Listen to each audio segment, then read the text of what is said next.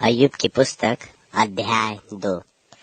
फिर एक और दिन यहोवा परमेश्वर के पुत्र उसके सामने उपस्थित हुए और उनके बीच शैतान भी उसके सामने उपस्थित हुआ। और यहोवा ने शैतान से पूछा, तू कहाँ से आता है? शैतान ने यहोवा को उत्तर दिया कि इधर उधर घूमते फिरते और डोलते डोलते आया हूँ। यहोवा ने शैतान से पूछा, क्या तूने मेरे दास अय्यूब पर ध्यान दिया है कि पृथ्वी पर उसके तुल्य खरा और सीधा और मेरा भय मानने वाला और बुराई से दूर रहने वाला मनुष्य और कोई नहीं है? और यद्यपि तूने मुझे उनको बिना कारण सत्यानाश करने को उभारा, तो भी वह अब तक अपनी खराई पर बना है।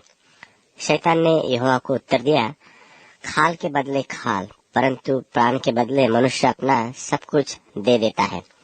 सो केवल अपना हाथ बढ़ाकर उसकी हड्डियां और उसके मांस को छू, तब वह तेरे मुंह पर तेरी निंदा करेगा।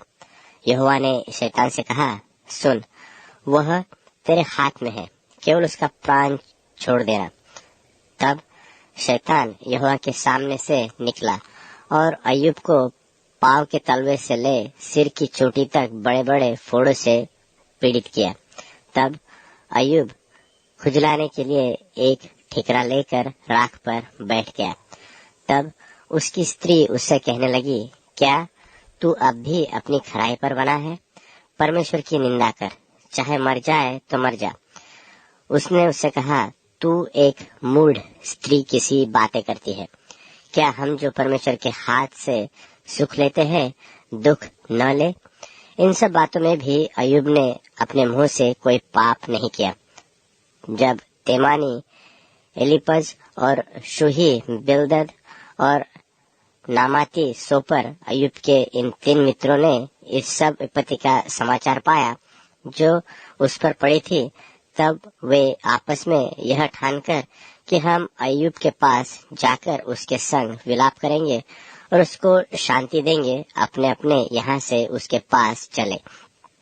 जब उन्होंने दूर से आंख उठाकर अय्यूब को देखा और उसे न चिन्ह सके, तब चिल्लाकर रो उठे और अपना अपना बागा फाड़ा और आकाश की ओर धूली उड़ाकर अपने अपने सिर पर डाली।